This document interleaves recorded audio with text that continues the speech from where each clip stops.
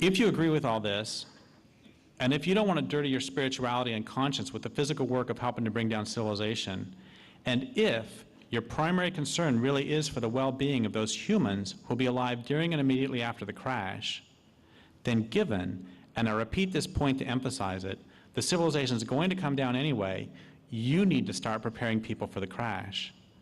Instead of coming to my talks and attacking me for stating the obvious, go rip up asphalt and vacant parking lots to convert them to neighborhood gardens.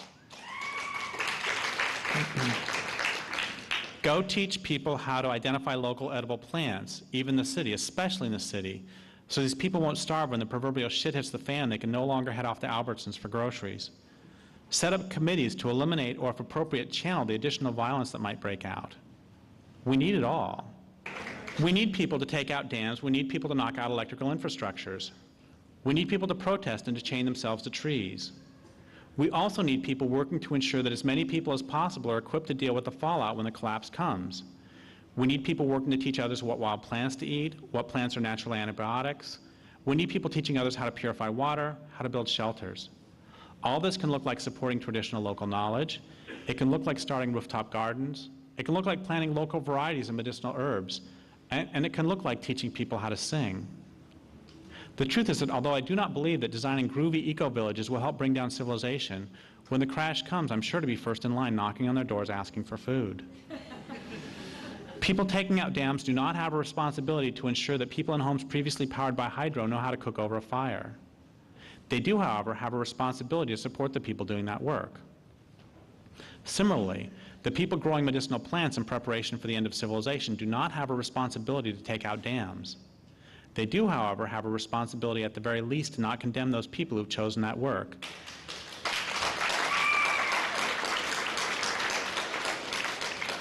In fact, they have a responsibility to support them. They especially have a responsibility to not report them to the cops.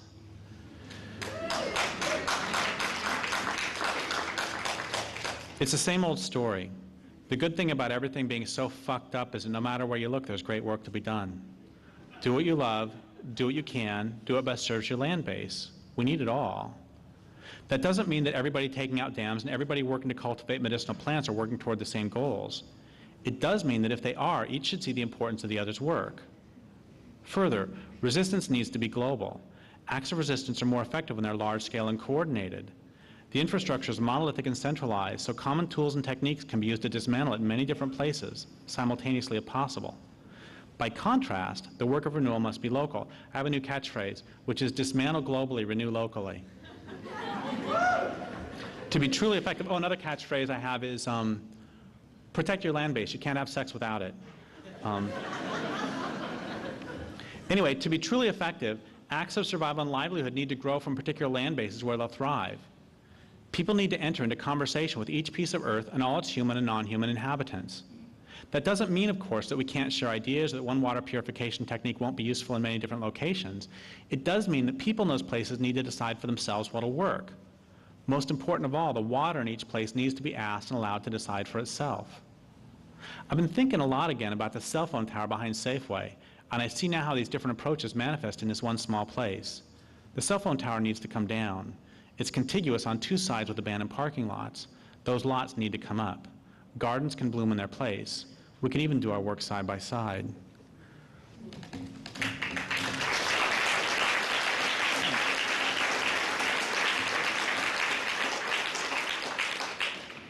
Okay, no segue at all. The next premise is the culture as a whole and most of its members are insane. I don't need to talk about that, do I? The culture is driven by a death urge, an urge to destroy life.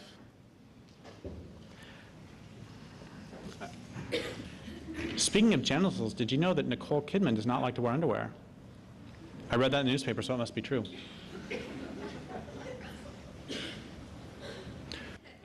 The point is that it is literally insane that I know what is on Angelina Jolie's genitals and what is not on Nicole Kidman's, but it took me about 3 or 4 years of living where I do to learn that there was a massacre of about 250 Indians about 2 miles from where I live at a place called Yantakit, another massacre of another 100 Indians or so at a place called Hawanket right over here, and then right over here there was another massacre at a place called Achilet. And Anyway, it's insane that I know that the Mets would have had a better chance if Pedro weren't hurting, but I can't name 10 species of edible plants and fungi who live within 100 yards of my home. Part of the reason that we don't defend the places we live is because we don't live there. We live with Brad and Angelina, and we live with Pedro and his hurt hip and his hurt toe, and we live with Kenny Rogers and the smudges on his hands. And, okay, so like I said, I don't think I can name 10 species of edible plants and fungi within 100 yards of my home. There's blackberries, huckleberries, salal, thimbleberry, salmonberry, blackberry. Oh, and there's those big red mushrooms with the white dots.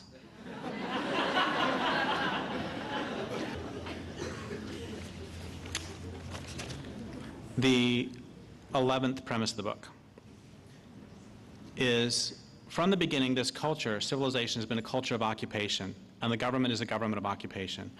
What does the government of occupation do? It moves in, it facilitates resource extraction, and maximizes production. That's what they do. That's their job. What does the U.S. government do? Moves in, facilitates resource extraction, and maximizes production. You know, and all my American Indian friends are saying, so what the hell took you so long to figure this one out? I would like to read something about that.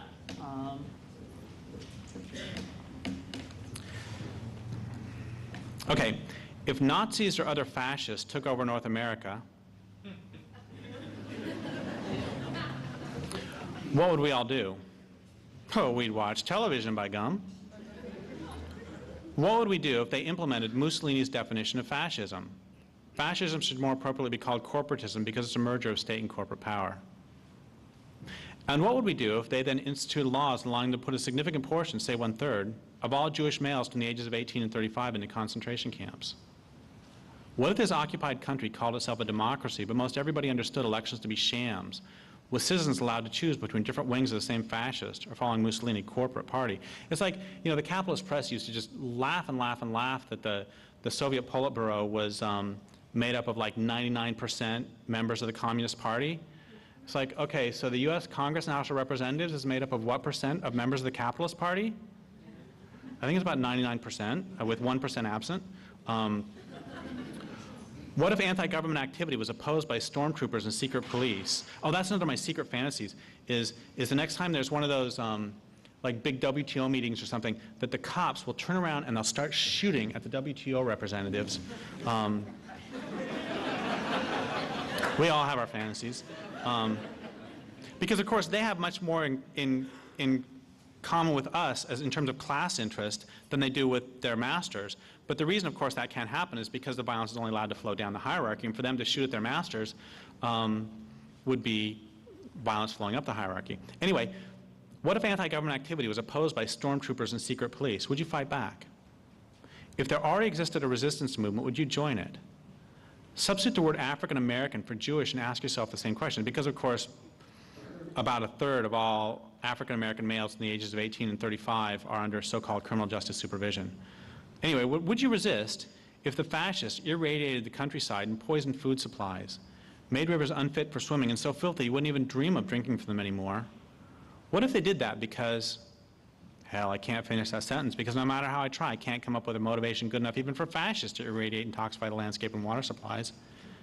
If fascists systematically deforested the continent, would you join an underground army of resistance, head to the forest, and from there to boardrooms and the halls of the Reichstag to pick off the occupying deforesters, and most especially those who get them their marching orders? I mean, what would we all do if space aliens came down, that's where they come from, if aliens came down from outer space and they started to vacuum the oceans, and they were putting dioxin in every mother's breast milk, and they were just, you know, clear-cutting the planet, they were changing the climate, and they were giving us, like, cool computer games and stuff. You know, what would we do? You know, I mean, we would grab our camo outfits, we would grab our AK-47s, and wrong audience. So am I like the only person here with an AK-47? I shared the stage with Ward Churchill a while ago. And I said the same thing, am I the only person here with an AK-47? He was out in the audience when I was doing my talk. I said, am I the only person here with an AK-47? Just silence from the audience. And I hear this voice go, nope.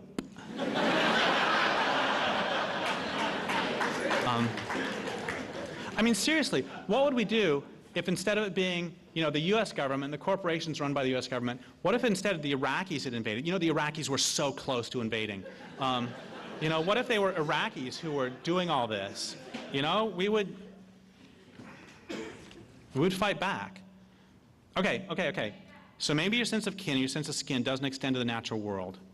Maybe you don't yet love the land where you live enough that you'll fight for it. But what if the fascists toxify not only the landscape, but the bodies of those you love? What if their actions put dozens of carcinogens into the flesh of your lover, children, mother, brother, sister, father? How many people in here have had someone you love die of cancer? It's about 80%, 70%. Would you fight back? What if the fascists toxify your own body? Would you still cling to the illusion that their edicts carry more weight than that brought to bear by their secret and not so secret police? Would you work for this regime? Would you teach others its virtues? Or would you fight back? If you won't fight back when they toxify your own body, when precisely will you fight back? Give me, and more importantly yourself, a threshold at which you'll finally take a stand. If you can't or won't give the threshold, why not? None of these questions are rhetorical. The questions are real. They are, at this point, some of the most important questions there are. So what I'd like to do is, I've got 3 more premises I want to talk about. Well, I want to do 2 premises. I want to bash pacifism, and then I want to bash hope, and then read 2 things real fast, and then we're done. Okay. Next premise. There are no rich people in the world, and there are no poor people. There's just people. The rich may have lots of pieces of paper that many pretend are worth something, and the poor may not. The rich claim they own land, and the poor are denied the right to make the same claim. A primary purpose of the police is to enforce the delusions of those with lots of pieces of paper. Those without the papers generally buy into these delusions almost as quickly and completely as those with. Those delusions carry with them extreme consequences in the real world. What I mean by this is Weyerhaeuser doesn't own any land. Weyerhaeuser doesn't actually exist. But insofar as we pretend it exists, we all agree that Weyerhaeuser owns land. But Weyerhaeuser doesn't own any land. It's like there's a bunch of cars out there, but they don't belong to anybody. And I can say this because, of course, my truck is like 500 miles away. But we all agree that this person owns this land, and this person owns this land, and these corporations own this much land. And did you know, by the way, that land ownership concentration in the United States land ownership is more concentrated in the United States than it is in so-called banana republics like Honduras? I don't remember the numbers. They're in Strangely Like War, but it's basically, I'm not even going to make them up. But the rich own lots of land. The point is, that's just a cultural convention. We all agree that Weyerhaeuser owns land. Those agreements have consequences in the real world. I want to be really clear about 2 things. One is, I'm not saying there is no such thing as ownership of land. The Tolowa own the land where I live. They don't have a piece of paper that says it's theirs, but they own it. And the reason they own it is because they lived there for 12,500 years, and their blood is mixed with the soil. The other thing I want to be clear that I'm not saying that all cultural conventions are bad. What I'm saying is that with all the world at stake, we might start beginning to examine which of the cultural conventions we want to keep and which ones we want to get rid of. And allowing corporations to exist is one we might want to consider getting rid of. And allowing corporations to own land is one we may wish to get rid of. Okay.